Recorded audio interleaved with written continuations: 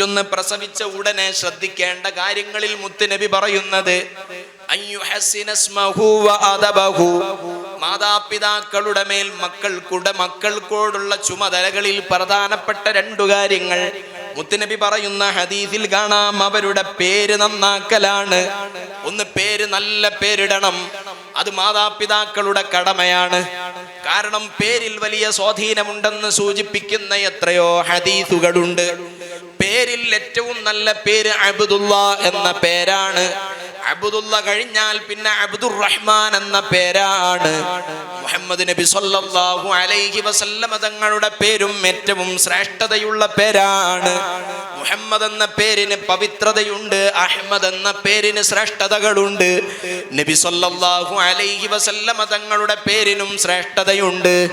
എന്നാൽ ഇന്ന് കുട്ടികൾക്ക് പേര് വെക്കുന്നിടത്ത് അത്ര ഗൗരവത്തോടെ ശ്രദ്ധിക്കാറില്ല.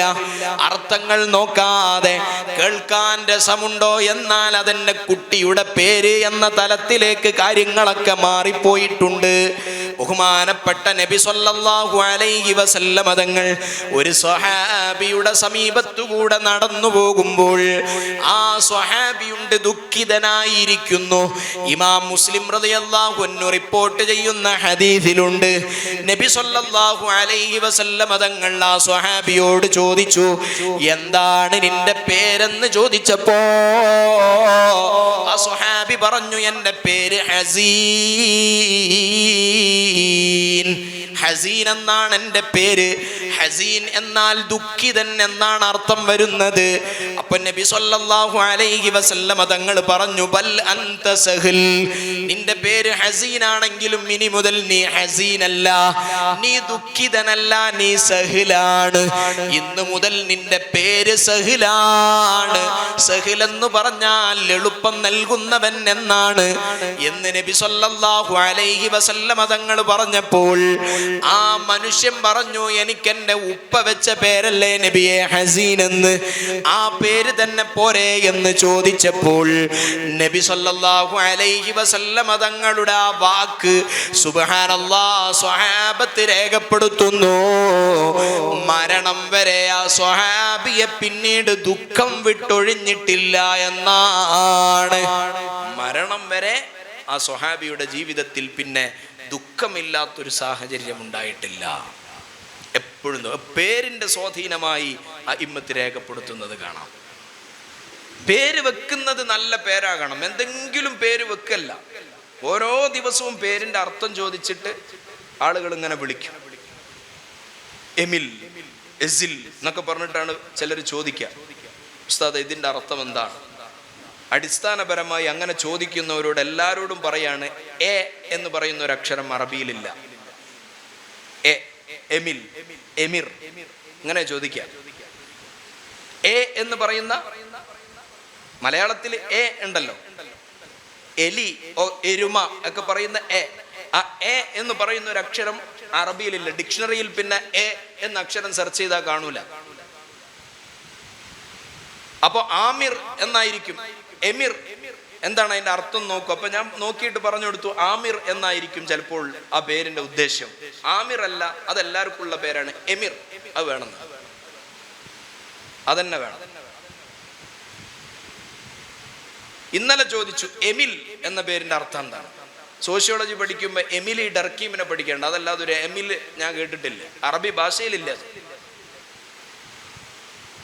തൊള്ളെ തോന്നിയതൊക്കെ പേരാ. കുറച്ച് മുമ്പ് വരെ ഒരു സെഡ് ട്രെൻഡ് ഉണ്ടായിരുന്നു. സെഡ് ഉണ്ടായാൽ മതി പേരിൽ. സിയ, സുവ, സുവ, സിയ, സിക, അങ്ങനെ എന്തെങ്കിലും ഒരു സെഡ് ഉണ്ടായ പേരായി. ആ ട്രെൻഡ് ഇപ്പൊ പോയി. 2 അക്ഷരമുള്ള പേര്. പേരുകൾ ഇടുന്നിടത്ത് ശ്രദ്ധിക്കണം എന്ന്, അത് മാതാപിതാക്കളുടെ ഹക്കാണ്. എത്രത്തോളം എന്ന് വെച്ചാൽ പേര് വെക്കപ്പെടുന്നത് കൊണ്ട് മാത്രം സ്വർഗത്തിൽ കടക്കുമെന്ന്, അഥവാ സ്വർഗത്തിൽ കടക്കാനുള്ള കാരണങ്ങളുടെ കൂട്ടത്തിൽ നബി സല്ലല്ലാഹു അലൈഹി വസല്ലമ തങ്ങൾ പറഞ്ഞിട്ടുണ്ട്, മുഹമ്മദ് എന്ന പേര് വെച്ചാൽ അവർ സ്വർഗത്തിൽ കടക്കുമെന്ന് വരെ നബി സല്ലല്ലാഹു അലൈഹി വസല്ലമ തങ്ങൾ പഠിപ്പിച്ചിട്ടുണ്ട്. മുഹമ്മദ് എന്ന പേര് വെച്ചാൽ فإن لي ذمة منه بتسميتي محمد മുഹമ്മദൻ വഹുവ ഔഫൽ ഖൽഖി ബിദ്ദിമമി. ഇമാം ബൂസൈരി റളിയല്ലാഹു അൻഹു പറയുകയാണ്, ഭയാനകമായ മഹ്ശറയിൽ ആരുമില്ലാതെ കൈപിടിക്കാൻ പ്രയാസപ്പെടുന്ന ഒരു ഘട്ടമുണ്ടല്ലോ, ആ ഘട്ടത്തിൽ എൻ്റെ പ്രതീക്ഷ എന്താണ്? ഫഇന്നലീ ദിമ്മതൻ മിൻഹു ബിതസ്മിയതി മുഹമ്മദൻ വഹുവ ഔഫൽ ഖൽഖി ബിദ്ദിമമി. എൻ്റെ പ്രതീക്ഷ, എൻ്റെ പേര് മുഹമ്മദ് എന്ന പേരെനിക്കുണ്ടെന്നതാണ്. കാരണം മുത്തുനബി സ്വല്ലല്ലാഹു അലൈഹി വസല്ലമ തങ്ങൾ പറഞ്ഞിട്ടുണ്ട്, മൻ ഉലിദ ലഹു മൗലൂദുൻ ഫസമ്മാഹു മുഹമ്മദാ.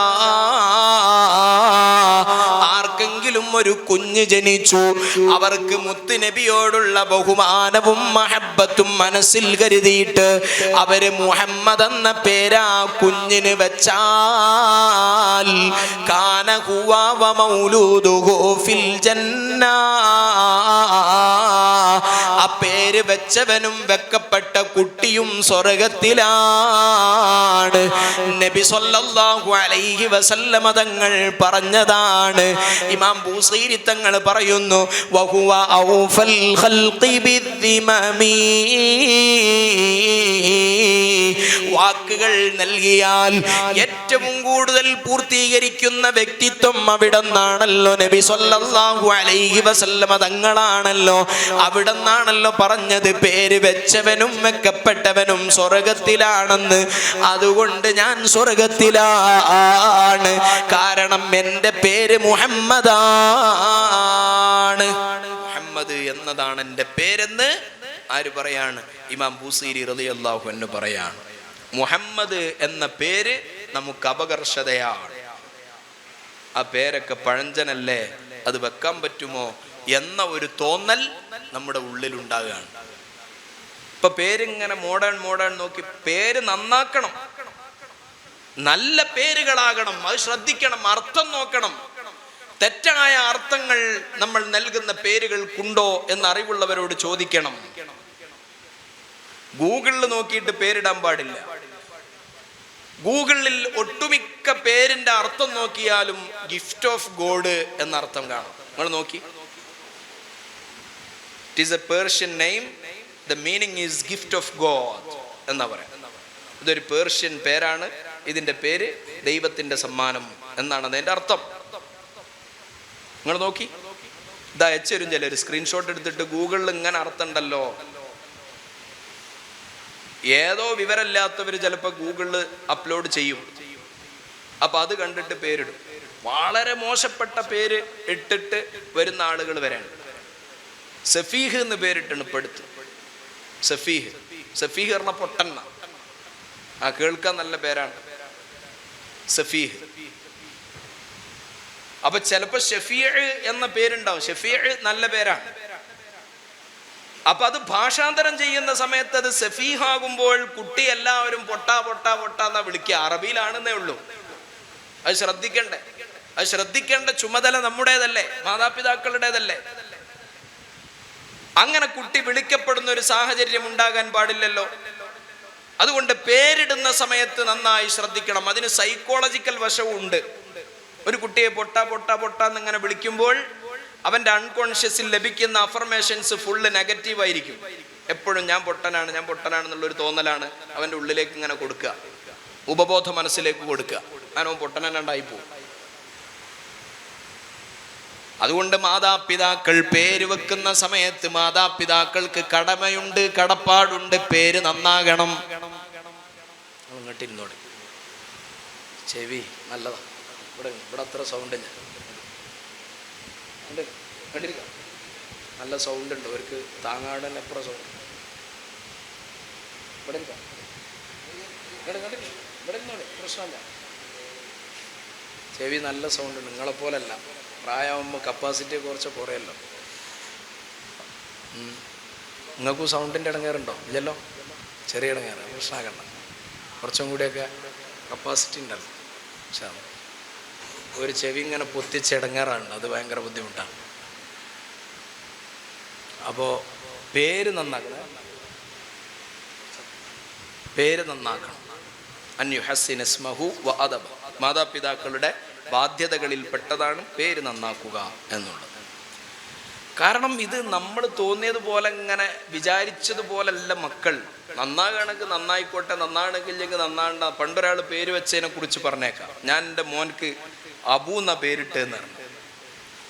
അപ്പം എന്താ വെച്ചാൽ അബു എന്ന് പേരിട്ടെന്ന് ചോദിച്ചു. അപ്പോൾ വാപ്പ പറഞ്ഞു നന്നാകുകയാണെങ്കിൽ അബൂബക്കറാക്ക, ബടക്കാകുകയാണെങ്കിൽ അബൂജഹലും ആക്കാറ്. അബൂന്ന് വെച്ചിട്ട് അവിടെ ഇട്ട് നിർത്തി.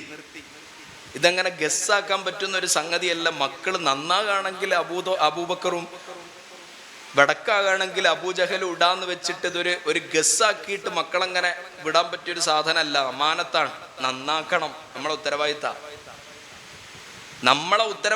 നന്നാക്കിയില്ലെങ്കിൽ നമ്മൾ കുറ്റക്കാരാണ്. ഞാൻ പറയണല്ല, ഖുർആൻ പറയാണ്, ഖൂ അൻഫുസകും വഅഹ്ലീകും നാറാ വഖൂദുഹൻ നാസു വൽ ഹിജാറ അലൈഹാ മലായികത്തുൻ ഗിലാദുൻ ശിദാദുൻ ലാ യഅസൂനല്ലാഹ മാ അമറഹും വയഫ്അലൂന മാ യുഅ്മറൂൻ. സൂറത്തു തഹ്രീമിലെ 6-ാമത്തെ ആയത്താണ്.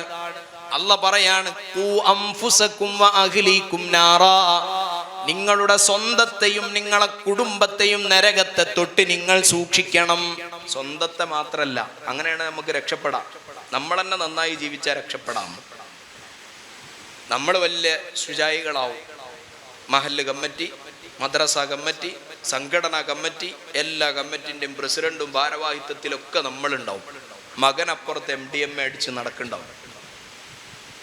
നമ്മളെ ദഅവത്ത് ആദ്യം തുടങ്ങേണ്ടത് നമ്മളെ വീട്ടിൽ നിന്നും നമ്മളെ മക്കളിലും നമ്മളെ പരിസരങ്ങളിലും അല്ലേ. എന്തുകൊണ്ടാണ് നടക്കാത്തത്? നമ്മളെ തർബീയത്തിൽ കുറെ പോരായ്മ അവിടെ ഉണ്ട്. മക്കളോട് പറയാൻ പേടിയാണ്, നാട്ടുകാരോട് പറയാൻ പേടില്ല. അങ്ങനെയുള്ള ചിലരുണ്ടാവും. ഈ ആളെ കണ്ടിട്ടല്ലേ ആളുകൾ ദഅവത്ത്, ഇയാളുടെ നിർദ്ദേശങ്ങൾ സ്വീകരിക്കേണ്ടത്. ആൾക്കാർ പറയില്ല അയാൾ ആദ്യം അയാളെ മക്കളെ നന്നാക്കട്ടെ എന്ന് പറയില്ലേ? അതിന് പറഞ്ഞിട്ട് കേൾക്കാതിരുന്ന ഞാൻ എന്താ ചെയ്യാന്ന് നോക്കൂ ചിലര്. പറഞ്ഞിട്ട് കേൾക്കണ്ട, അവൻ പറഞ്ഞിട്ട് കേൾക്കണില്ല, നിങ്ങളൊന്ന് പറയണം. എന്തുകൊണ്ടാ പറഞ്ഞിട്ട് കേൾക്കാതായത്? എങ്ങനെ പറഞ്ഞത്? എന്താ പറഞ്ഞത്? അതൊക്കെ ഗൗരവമാണ്. തർബീയത്തിൽ നമുക്ക് ഭംഗം വരാൻ പാടില്ല. പറഞ്ഞിട്ട് കേൾക്കണില്ല എന്ന് പറഞ്ഞിട്ട് അവരെ സമൂഹ ഗാത്രത്തിൽ നിന്ന് മാറ്റി നിർത്താൻ നമുക്ക് നിർവാഹമില്ല. കാരണം ഖൂ അൻഫുസകും വഅഹ്ലീകും നാറാ, മക്കളെയും കുടുംബത്തെയും നരകത്തെ തൊട്ട് സൂക്ഷിക്കേണ്ടതിന്റെ ഉത്തരവാദിത്വം നമുക്കാണ്.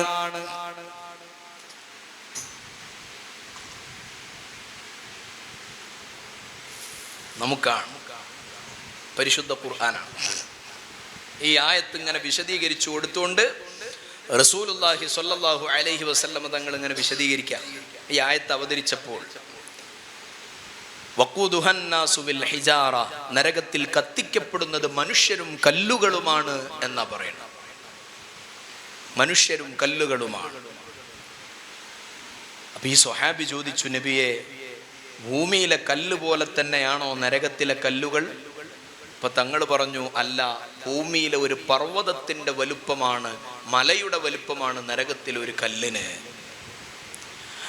ആ കല്ലിനെ 1000 കൊല്ലം തീയിലിട്ട് കത്തിച്ച് അതിന്റെ നിറം ചുവന്ന നിറമായി മാറി. ആ കല്ലിന്റെ നിറം, മല പോലെയുള്ള കല്ലിന്റെ നിറം ചുവന്ന കളറായി മാറി.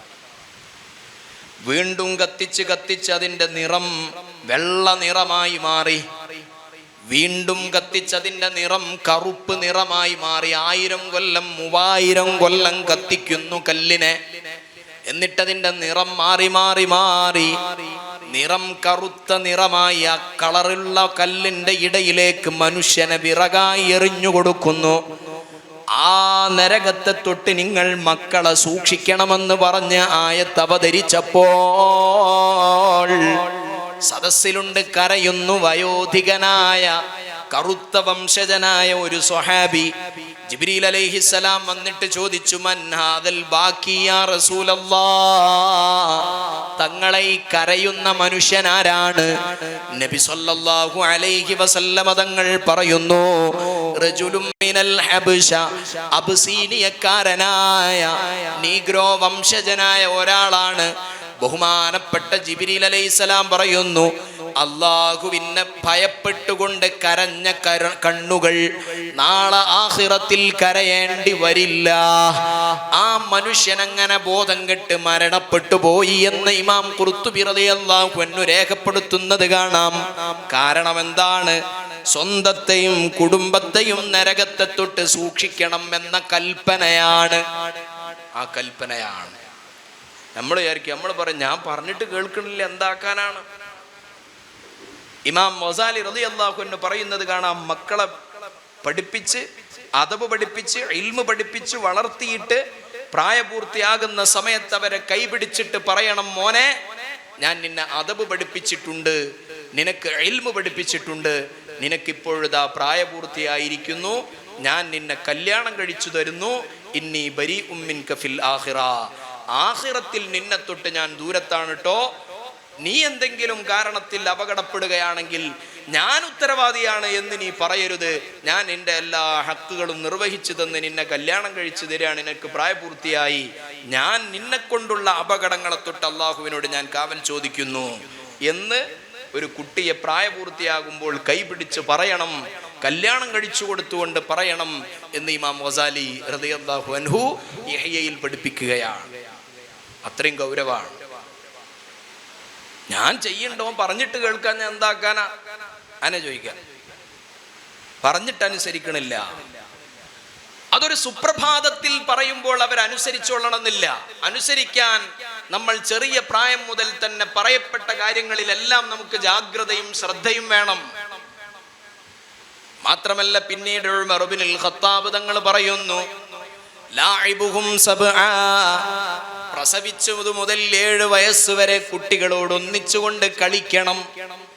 കാരണം ഈ കാര്യങ്ങളെല്ലാം ശ്രദ്ധിച്ചിട്ടില്ലെങ്കിൽ മക്കൾ നന്നാവൂലെങ്കിൽ നമ്മൾ തന്നെയാണ് ഉത്തരവാദി. മുത്തുനബി പഠിപ്പിച്ചിട്ടുണ്ടല്ലോ, കുല്ലു മൗലൂദിൻ യൂലദു അലൽ ഫിത്ര, എല്ലാ മക്കളും ശുദ്ധ പ്രകൃതക്കാരായി കൊണ്ടാണല്ലോ ജനിച്ചു വീഴുന്നത്. ഫഅബവാഹു യുഹവ്വിദാനിഹി ഔ യുനസ്സിറാനിഹി ഔ യുമജ്ജിസാനിഹി, പിന്നെ മാതാപിതാക്കളാണ് അവനെ തീയാരാധകനാക്കുന്നത്, ക്രിസ്ത്യനാക്കുന്നതും ജൂതനാക്കുന്നതുമെല്ലാം മാതാപിതാക്കളാണ്, അഥവാ അവന്റെ സാഹചര്യങ്ങളാണ്. അഥവാ മുത്തുനബി പറയുന്നത്, അള്ളാഹു നമുക്ക് മക്കളെ തരുമ്പോൾ എത്ര ശുദ്ധമായ പ്രകൃതക്കാരാണ്. തെമ്മാടികളായിട്ട് ആർക്കും അല്ല മക്കളെ തരുന്നില്ലല്ലോ, വ്യഭിചാരികളല്ലല്ലോ മക്കളെ തരുമ്പോൾ നമ്മുടെ മക്കൾ, കളവ് നടത്തുന്നവരല്ലല്ലോ, ലഹരി ഉപയോഗക്കാരല്ലല്ലോ, ഒരു വേണ്ടാത്തരങ്ങളും മക്കളിലില്ലല്ലോ. പ്രസവിച്ചു വീഴുന്ന സമയത്ത് ശുദ്ധരായ പ്രകൃതക്കാരാണല്ലോ. പിന്നെ എങ്ങനെയാണ് ആ മക്കള് വഴികേടിലായി പോയത്? മാതാപിതാക്കളുടെ പ്രവർത്തനത്തിന്റെ ഫലമായിട്ടല്ലേ. മക്കൾക്ക് അനുകൂലമായ ചുറ്റുപാടുകൾ വീട്ടിലുണ്ടാകണം, അനുകൂലമായ സാഹചര്യങ്ങൾ ഉണ്ടാകണം. അതിന് മാതാപിതാക്കൾ ആദ്യം നന്നാകണം. നിസ്കാരമുള്ള വീടുകളാകണം, ഹറാമില്ലാത്ത വീടുകളാകണം, കളവ് പറയാത്ത വീടുകളാകണം, ഗീബത്ത് പറയാത്ത വീടുകളുണ്ടാകണം. കളവ് പറയരുതെന്നും ചൊന്നാരെ കള്ളന്റെ കയ്യില് പൊന്നെ കൊടുത്തോവാർ. എത്ര ചെറുപ്പത്തിലാണ് ഉമ്മ പഠിപ്പിച്ച് വളർത്തുന്നത്, മോനെ ഏത് പ്രതിസന്ധി ഘട്ടങ്ങളിലും നീ കളവ് പറയരുത്.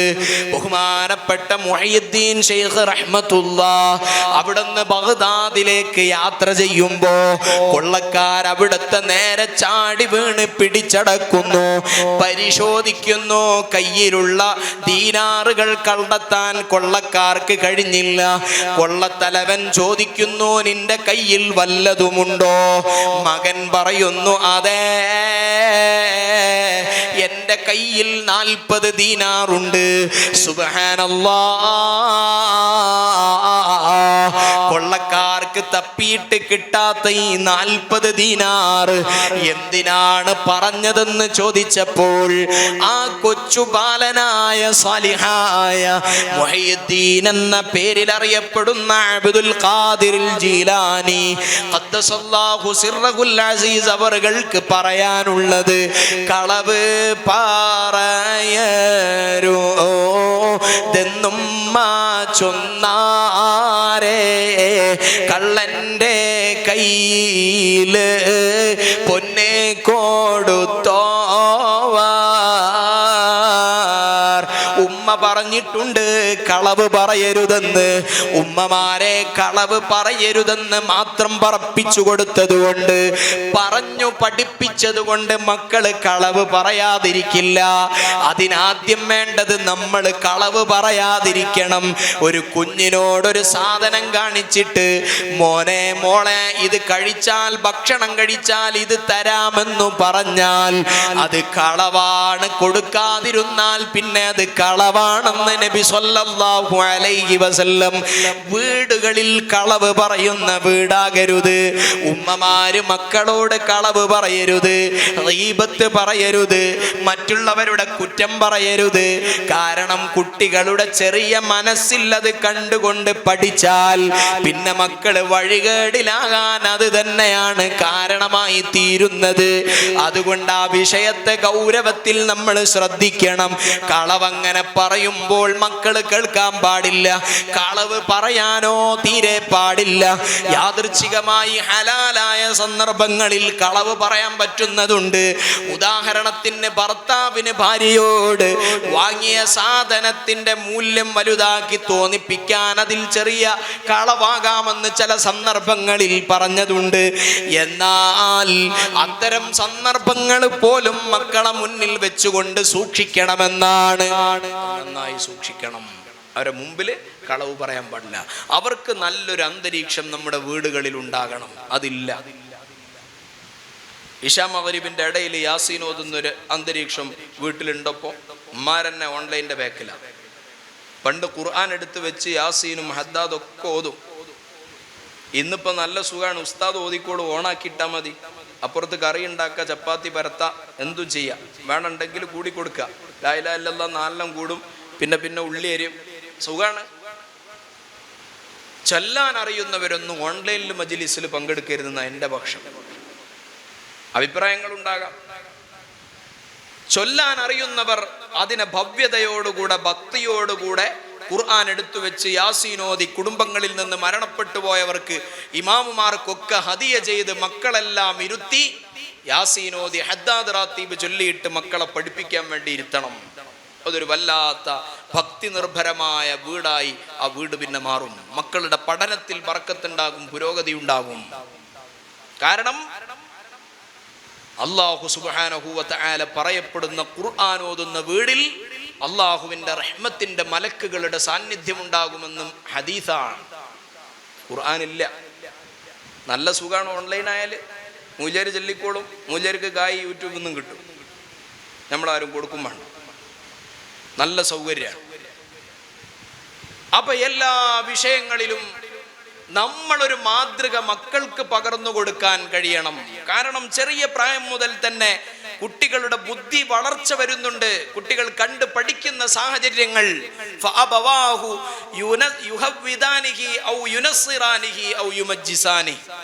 മാതാപിതാക്കളാണ് അവനെ തീയാരാധകനും യഹൂദനും ക്രിസ്ത്യാനിയുമാക്കുന്നത് എന്ന് പറയുമ്പോൾ മാതാപിതാക്കളുടെ പങ്കിനെ ചെറുതായി കാണരുത്, നന്നായി ഗൗരവത്തിലെടുക്കണം. അതാണ് ഉമർ ഇബ്നുൽ ഖത്താബ് റളിയല്ലാഹു അൻഹു പറഞ്ഞത്, ലഅഇബുഹും സബ്അ, 7 വയസ്സ് വരെ മക്കളോട് ഒന്നിച്ചുകൊണ്ട് കളിക്കണം. എല്ലാ കളിയും കളിക്കണം. റസൂലുള്ളാഹി സ്വല്ലല്ലാഹു അലൈഹി വസല്ലമ തങ്ങള് കുതിരയായി കിടന്നു കൊടുത്തില്ലേ പേരക്കുട്ടികൾക്ക്? കുഴപ്പമൊന്നുമില്ല, മുട്ടുവേദന ഒക്കെ മാറിപ്പോവും. മുട്ടിട്ടാണ്ട് ഒന്ന് നിരങ്ങി നോക്കി കുട്ടികളെ കൂടെ. വല്യുപ്പ പറയാണ്, ഞാൻ വീട്ടിലെത്തിയാൽ എൻ്റെ മക്കളൊക്കെ സൈലന്റാ, ഒരാളും മുണ്ടൂല, എല്ലാവർക്കും എന്നെ പേടിയാണ്. ഓ, ഭയങ്കര ആചാനബാഹു എന്നെ കേട്ടോ. കുട്ടികളൊക്കെ പേടിപ്പിക്കാൻ നല്ല കരുത്തുള്ള ഭയങ്കര ഗൗരവക്കാരനായാണ്. അത് വലിയ ക്രെഡിറ്റ് ആയിട്ട് പറയുന്ന ആൾക്കാരുണ്ട്. എല്ലാവരും മിണ്ടാതൊക്കി ആരും മിണ്ടരുത്. ഞാനിവിടെ എത്തിയാൽ ഒരാളും മിണ്ടാൻ പാടില്ല. മിണ്ടട്ടെ, ഒച്ചപ്പാടുണ്ടാക്കട്ടെ. വല്ലുപ്പയും വല്ലുമ്മയും അവർക്ക് ഏറ്റവും പ്രിയപ്പെട്ടവരാകണം. എത്ര ഗൗരവപ്പെട്ട സമയമാണെങ്കിലും മുത്ത് നബി പരിഗണിക്കുന്നത് നോക്കൂ നിങ്ങൾ. അല്ലാഹു സുബ്ഹാനഹു വ തആലയോട് ഒരു മനുഷ്യൻ ഏറ്റവും അടുക്കുന്ന സമയം എപ്പോഴാണ്? സുജൂദിലാണല്ലോ. അഖറബു മാ യകൂനുൽ അബ്ദു ഇലല്ലാഹി വഹുവ സാജിദുൻ.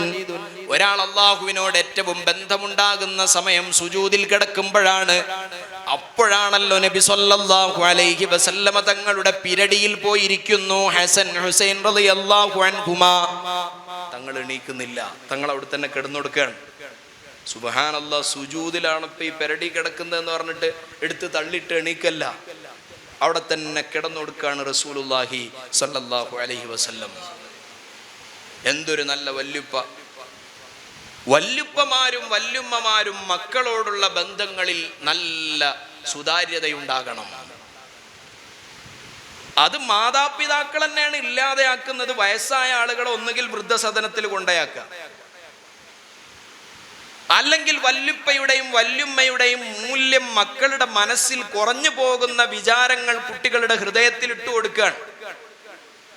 വയസ്സാകുമ്പം പ്രായാധിക്യത്തിന്റെ കാരണം കൊണ്ടുണ്ടാകുന്ന കഷ്ടാരിഷ്ടതകൾ എല്ലാവർക്കും ഉണ്ടാകും, എല്ലാ മാതാപിതാക്കൾക്കും ഉണ്ടാവും. ചിലപ്പോൾ പിച്ചും പേയും പറയും, ചിലപ്പോൾ അവിടെയും ഇവിടെയും തുപ്പിവെക്കും, ചിലപ്പോൾ എന്തെങ്കിലും അസ്വസ്ഥതകൾ ഉണ്ടാകും. പരിശുദ്ധ ഖുർആൻ പറഞ്ഞതല്ലേ, പ്രായം കൂടുമ്പോൾ ചെറിയ മക്കൾ എങ്ങനെയായിരുന്നോ നേരത്തെ ഉണ്ടായിരുന്നത് അതിലേക്ക് ഇങ്ങനെ ആളുകൾ കൂടുന്നതിനനുസരിച്ച് മടങ്ങുമെന്ന് ഖുർആൻ പറയുന്നു. നമ്മളെ മാതാപിതാക്കളാണ്. ആ മാതാപിതാക്കളുടെ പോരായ്മകളെ നമ്മളാണ് ഉൾക്കൊള്ളേണ്ടത്. നമ്മുടെ ക്ഷമ അല്ലാഹു പരീക്ഷിക്കും. അവരോട് മോശപ്പെട്ട വർത്തമാനങ്ങൾ അരുത്. അവരെ വിലയിടിക്കുന്ന സംസാരങ്ങൾ നമ്മുടെ മക്കളോട് നമ്മൾ പറഞ്ഞു കൊടുക്കരുത്. കാരണം മുതിർന്നവരെ ബഹുമാനിക്കാത്ത വീടുകളിൽ അല്ലാഹുവിന്റെ ബറക്കത്തുണ്ടാകൂല എന്നാണ്. വീട്ടിലേതെങ്കിലും വല്യുമ്മ വല്യുപ്പമാരെ കിട്ടിയിട്ട് സ്വർഗം കിട്ടാത്തവൻ എന്തൊരു ഹതഭാഗ്യരാണെന്നാണ് നബി സല്ലല്ലാഹു അലൈഹി വസല്ലം തങ്ങൾ പറയുന്നത്. ഒരാൾക്ക് ഉമ്മാനെയും മുപ്പാനെയും വാർദ്ധക്യത്തിന്റെ കാലത്ത് കിട്ടിയിട്ട് അയാൾ സ്വർഗത്തിൽ കടക്കാൻ ശ്രമിച്ചിട്ടില്ല എങ്കിൽ അവനെന്തൊരു നിർഭാഗ്യവാനാണെന്ന് റസൂലുള്ളാഹി സ്വല്ലല്ലാഹു അലൈഹി വസല്ലം.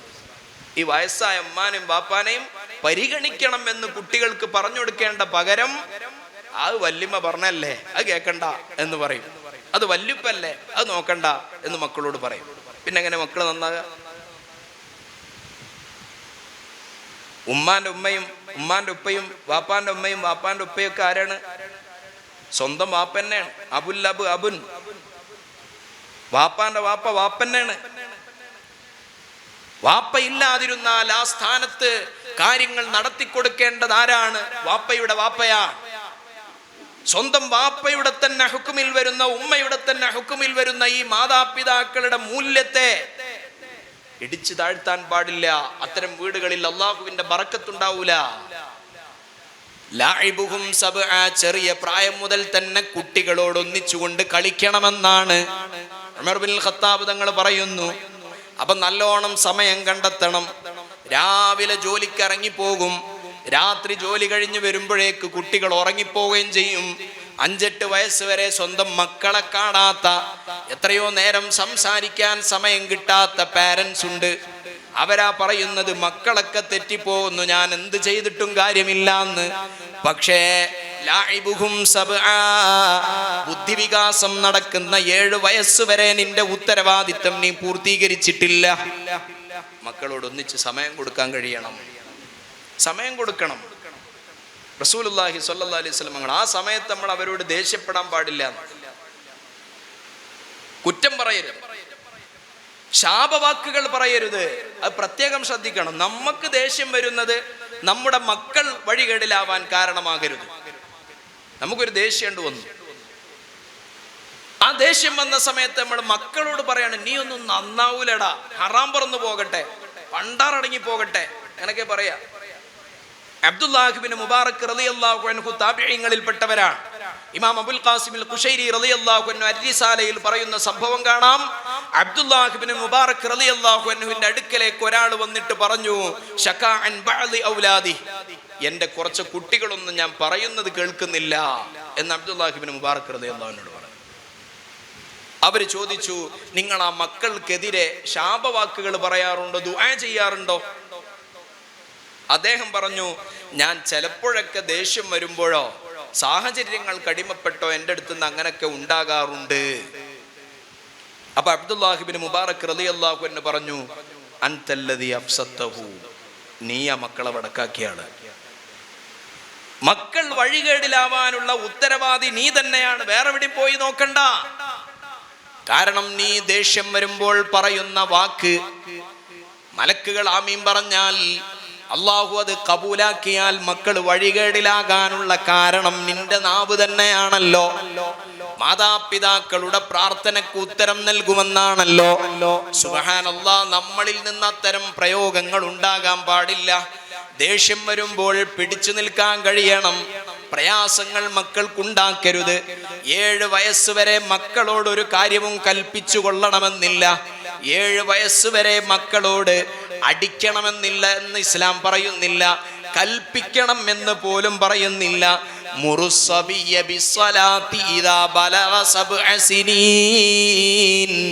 7 വയസ്സായാലാണ് കുട്ടികളോട് നിസ്കാരം കൊണ്ട് കൽപ്പിക്കേണ്ടത്.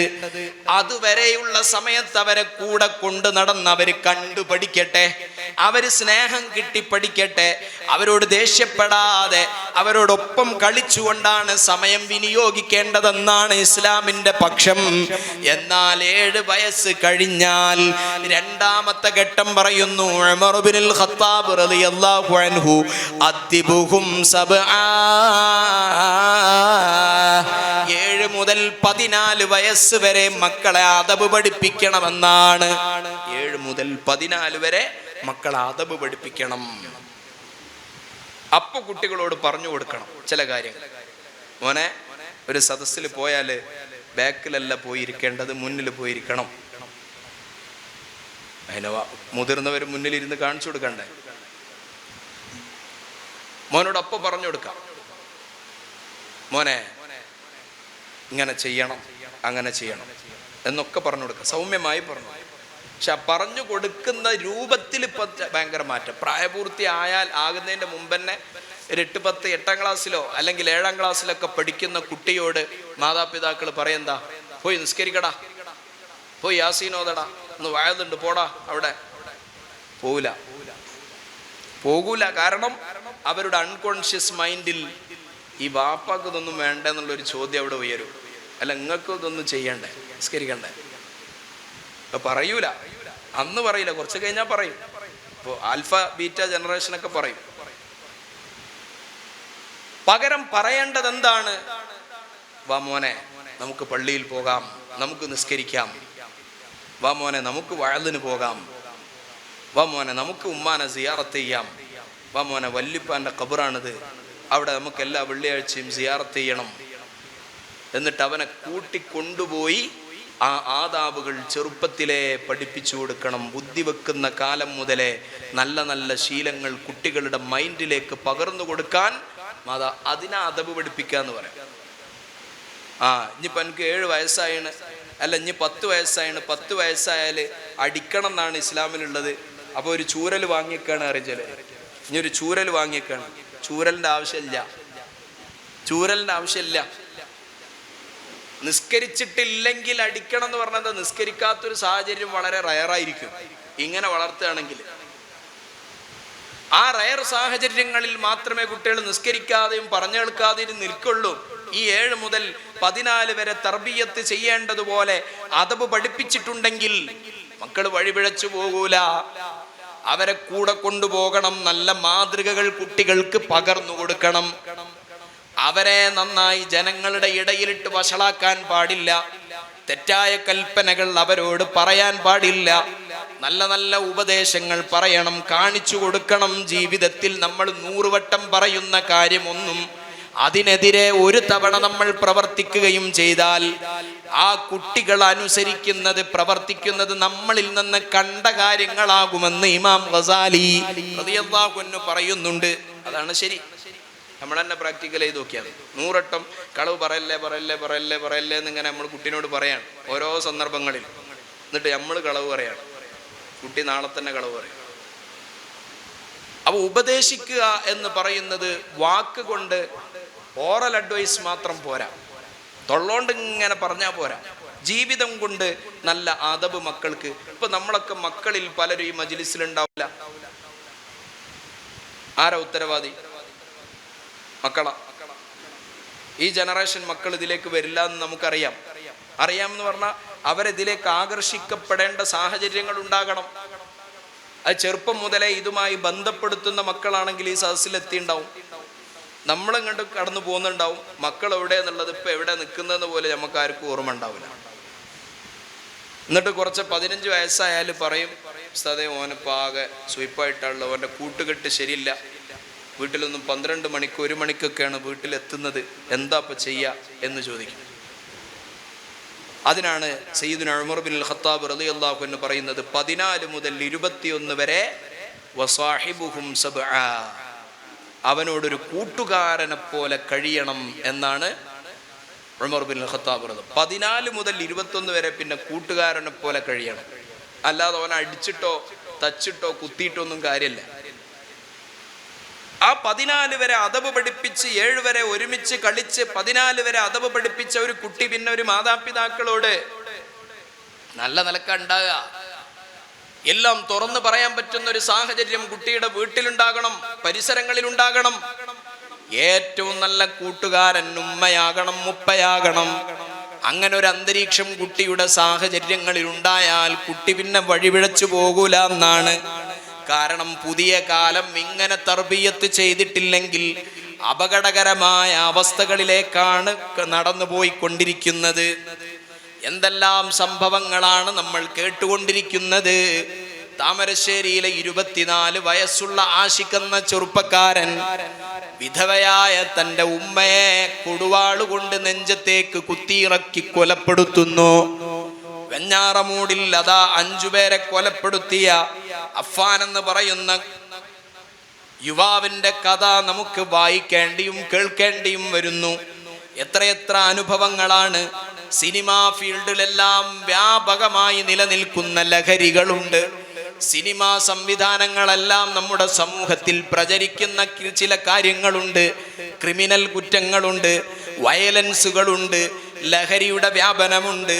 ഗെയിംസിൽ അഡിക്റ്റ് ആകുന്നതിലൂടെ കുട്ടികളുടെ മനസ്സുകളിൽ വന്നുകൊണ്ടിരിക്കുന്ന സങ്കീർണമായ ചില ചിന്താഗതികളുണ്ട്. കൂട്ടുകെട്ടിലൂടെ മക്കളിൽ രൂപപ്പെടുന്ന ചില വ്യക്തിത്വങ്ങളുണ്ട്. 22 വയസ്സ് വരെ ലഹരി കൈകൊണ്ട് തൊട്ടിട്ടില്ലാത്ത വളാഞ്ചേരിക്കാരനായ ഒരു ചെറുപ്പക്കാരനാണ് നിസാമുദ്ദീൻ. സുബ്ഹാനല്ലാഹ്, 22ാമത്തെ വയസ്സിൽ കൂട്ടുകാരോടൊന്നിച്ചുകൊണ്ട് കോഴിക്കോട് ബീച്ചിലേക്ക് വരുന്നു. റിപ്പോർട്ടർ ചാലനിനോട് മുഖം മറക്കണ്ടെന്ന് പറഞ്ഞിട്ട് നേരിട്ട് വന്ന് നിസാമുദ്ദീൻ കഴിഞ്ഞ ദിവസം വെളിപ്പെടുത്തിയ വെളിപ്പെടുത്തലാണ്. 22ാമത്തെ വയസ്സിൽ കോഴിക്കോട്ടേക്ക് ബീച്ചിലേക്ക് ടൂർ വന്നിട്ട് കൂട്ടുകാരോടുകൂടെ ആദ്യമായി MDMA നുണയുന്നു. MDMA ആദ്യമായി രുചിക്കുകയാണ്. പിന്നെ മെല്ലെ മെല്ലെ അഡിക്റ്റ് ആകുന്നു. പിന്നെ അത് ഉപയോഗിക്കണമെങ്കിൽ നല്ല പണം വേണം. പണം ഉണ്ടാകണമെങ്കിൽ അത് വിൽപ്പന നടത്തണം. വിൽപ്പന നടത്തുന്നിടത്ത് ഒരുപാട് കസ്റ്റമേഴ്സിനെ പറയാണ്, ഭാര്യയും ഭർത്താവും ഒരുമിച്ച് വന്നിട്ട് വാങ്ങും, ആങ്ങളും പെങ്ങളും ഒരുമിച്ച് വന്ന് വാങ്ങും. ഡോക്ടർമാരുണ്ട് അക്കൂട്ടത്തിൽ, വാങ്ങണ കൂട്ടത്തിൽ. ലഹരി ഇങ്ങനെ വ്യാപകമാണ്. നമ്മൾ വിചാരിക്കുന്നിടത്തല്ല ഇന്നത്തെ ലഹരിയുടെ കാര്യമുള്ളത്. നമ്മൾ നേരത്തെ കാലഘട്ടത്തിൻ്റെ പുരോഗതി പറഞ്ഞതുപോലെ ലഹരിയിലും പുരോഗതി ഉണ്ട്. നിങ്ങളെ കുട്ടിക്കാലത്തൊക്കെ കള്ളു കുടിക്കുന്നവർ വളരെ അപൂർവമായിരിക്കും അല്ലേ? ഒരു നാട്ടിൽ ഒരു കള്ളുകുടിയൻ എന്ന് പറഞ്ഞാൽ അയാൾ പിന്നെ ഒന്നിനും പറ്റാത്ത ആളായിരിക്കും. കള്ളും കുപ്പി കണ്ടാൽ ഞങ്ങളെ കാലത്ത് ഭയങ്കര സബുൽ മൂബിയ കള്ളും കുപ്പി കാണാന്നുള്ളത്. ഇന്നിപ്പോൾ എല്ലായിടത്തും കള്ളും കുപ്പിയാണ്. ഇനി കള്ളുന്ന് വിട്ട്, അതാ പറയുന്നത്, മദ്യത്തു നിന്നൊക്കെ വിട്ട്, കഞ്ചാവൊന്നും വിട്ട്, MDMAയിൽ നിന്നും വിട്ട്, രാസലഹരികളുടെ തോതിൽ തന്നെ വലിയ വലിയ മാറ്റങ്ങൾ ഇങ്ങനെ വന്നുകൊണ്ടിരിക്കുക. കാലഘട്ടം മാറുന്നതിനനുസരിച്ച് ലഹരികളും മാറും. ഈ MDMA ഉപയോഗിച്ചാൽ പ്രത്യക്ഷത്തിൽ ഒരു മാതാപിതാക്കൾക്ക് അങ്ങനെ പിടിക്കാൻ കഴിഞ്ഞോളന്നില്ല. മക്കളിൽ അസ്വാഭാവികതകൾ കാണുമ്പോൾ നിരീക്ഷിക്കണം. ആരെങ്കിലും മക്കൾ രാത്രി 12 മണിക്കവിടെ കൂട്ടുകെട്ട് ഉണ്ടിട്ടോ എന്ന് പറഞ്ഞാൽ പറഞ്ഞവരോട് ദേഷ്യം പിടിക്കണ്ട, അതപ്പത്തെ അവസ്ഥ. എൻ്റെ മോൻ്റെ കാര്യത്തിൽ അയാൾ എന്തിനാ ചിന്തിക്കുന്നതെന്നാ ചോദിക്കുക. രാത്രി അസമയത്ത് വീട്ടിലേക്ക് കയറി വരുന്ന മക്കളോട് ചോദിക്കാൻ എന്തുകൊണ്ടാണ് ഉപ്പയുടെയും ഉമ്മയുടെയും ശബ്ദം നഷ്ടപ്പെടുന്നത്? നമ്മളെ തർബീയത്തിന്റെ പോരായ്മയാണ്. നേരത്തെ കൊടുക്കേണ്ടതുപോലെ കാര്യങ്ങൾ നിർവഹിക്കാത്തത് കൊണ്ട് മക്കൾക്കും നമുക്കും ഇടയിൽ അകൽച്ച വന്നു. അതുകൊണ്ട് എൻ്റെ ശബ്ദം കേൾക്കുന്ന എല്ലാ മാതാപിതാക്കളും ഒരു കാര്യം ശ്രദ്ധിക്കണം. എല്ലാ ദിവസവും മക്കളോടുള്ള സഹവാസം ഒരു നേരമെങ്കിലും ഉണ്ടാകണം. ഒരു നേരമെങ്കിലും എല്ലാ വീട്ടിലും ഒരുമിച്ചിരുന്നു കൊണ്ട് ഭക്ഷണം കഴിക്കണം. അത് രാത്രി ഭക്ഷണമാണെങ്കിൽ ഏറ്റവും നല്ലത്. രാത്രി ഒരു സമയം വെക്ക്, മോളെ രാത്രി 9:30 അല്ലെങ്കിൽ 10 മണിക്ക് നമ്മൾ രാത്രി ഭക്ഷണം കഴിക്കും. അതുകൊണ്ട് ആ സമയമാകുമ്പോഴേക്ക് എല്ലാ പണിയും തീർത്തിട്ട് വീട്ടിലെത്തണം. അപ്പൊ മോൻ പറയും, ഉമ്മ ഞാൻ ഇന്ന് വൈകിട്ടോ 10:30 മണിയാകൂട്ടോ. അപ്പൊ മകനോട് ഉമ്മ പറയണം, മോനെ 10:30 മണിയാകുകയാണെങ്കിൽ ഞങ്ങളെല്ലാവരും ഉറക്കൊഴിച്ച് കാത്തിരിക്കും. ഈ വീട്ടിൽ ഇനി എല്ലാവരും ഒരുമിച്ചല്ലാതെ ഭക്ഷണം കഴിക്കൂല. 1-2 ദിവസം കാത്തിക്ക്. എല്ലാ ദിവസവും സമയത്തിന് അവൻ വീട്ടിൽ വരുന്ന ഒരു സാഹചര്യം ഉണ്ടാകട്ടെ. ആ ഭക്ഷണം കഴിക്കുന്ന സന്ദർഭത്തിൽ മൊബൈൽ ഫോണൊക്കെ മാറ്റിവെക്ക്. ഇത് ഭക്ഷണം കഴിക്കുമ്പോൾ മുഖാമുഖം നോക്കൂല, എല്ലാവരും മൊബൈൽ. വാപ്പ മൊബൈലില്, മകൻ വേറെ മൊബൈലില്, എല്ലാവരും ഒരു ടേബിളിലാണ് ഉണ്ടാവുക, പക്ഷെ പരസ്പരം കാണൂല. മുഖം നോക്കി സംസാരിക്കുന്ന ഒരു പ്രവണത ഇന്നില്ല. മക്കൾക്ക് വാപ്പനോട് എന്തെങ്കിലും പറയണമെങ്കിൽ മൊബൈൽ ഫോണിലൂടെ, വാട്സപ്പിൽ നേരിട്ട് പറയുന്ന ഒരു സൗഹൃദാന്തരീക്ഷമുള്ള വീടുകൾ വളരെ കുറഞ്ഞുപോയി. അത്തരം വീടുകളിൽ നിന്നാണ് ഇത്തരം ക്രിമിനലുകൾ ഉണ്ടാകുന്നത്. മക്കളോടുള്ള അറ്റാച്ച്മെന്റ് വർദ്ധിപ്പിക്കണം, അവരോടുള്ള ബന്ധം വർദ്ധിപ്പിക്കണം. അസമയത്ത് കടന്നു വരുന്ന മകനെ നിരീക്ഷിക്കണം. അവന്റെ കൂട്ടുകെട്ടാരാണ്? നഷ്ടപ്പെടാനുള്ളത് നിനക്കാണ്, നഷ്ടപ്പെടാനുള്ളത് നമുക്കാണ്. കാരണം ഇന്ന് മാതാപിതാക്കളെ കൊലപ്പെടുത്തുന്നവർ ആരും തന്നെ ഇതെന്റെ മാതാപിതാക്കളാണെന്ന് നനച്ചുകൊണ്ടല്ല കൊലപ്പെടുത്തുന്നത്. ലഹരിയുടെ ആ ഒരു ഹാങ് ഓവറിൽ എന്റെ പിന്നാലെ കൂടിക്കൊണ്ടിരിക്കുന്ന ശാത്താനാണ്, പിശാചാണിതെന്ന് കരുതിയിട്ടാണ് കത്തിയെടുത്തുകൊണ്ട് സ്വന്തം ഉമ്മയെയും ഉപ്പയെയും കൊലപ്പെടുത്തുന്നതെങ്കിൽ നാളെ ഈ മക്കൾ നമുക്കെതിരെ കത്തിയെടുക്കൂല എന്ന് പറയാൻ നമുക്ക് യാതൊരു നിർവാഹവുമില്ല. നമ്മളെ പോരായ്മയാണ്. അതുകൊണ്ട് മക്കളെ കൂട്ടുകെട്ടിനെ നിരീക്ഷിക്കണം. അസ്വാഭാവികമായ സ്വഭാവ പ്രകടനങ്ങൾ ഉണ്ടെങ്കിൽ നിരീക്ഷിക്കണം. രാത്രി വൈകി വന്ന് പകല് 11-12 മണി വരെ കിടന്നുറങ്ങുന്ന മക്കളുണ്ടാകും. അതൊരു അസ്വാഭാവികതയാണ്. രാത്രി വൈകി വരുമ്പോൾ എവിടെയായിരുന്നു എന്ന് മാതാപിതാക്കൾ നിരീക്ഷിക്കണം. അവൻ പറയും ഫ്രണ്ട്സിന്റെ കൂടെയായിരുന്നു. എന്നാൽ അസമയത്തുള്ള ഫ്രണ്ട്സിനോടുള്ള ബന്ധം വേണ്ട എന്ന് പറയാൻ മാതാപിതാക്കൾക്ക് കഴിയണം. കാരണം കാലഘട്ടം അത്രയും വിഷലിപ്തമാണ് എന്ന വിചാരം നമ്മൾക്കൊക്കെ ഉണ്ടാകണം.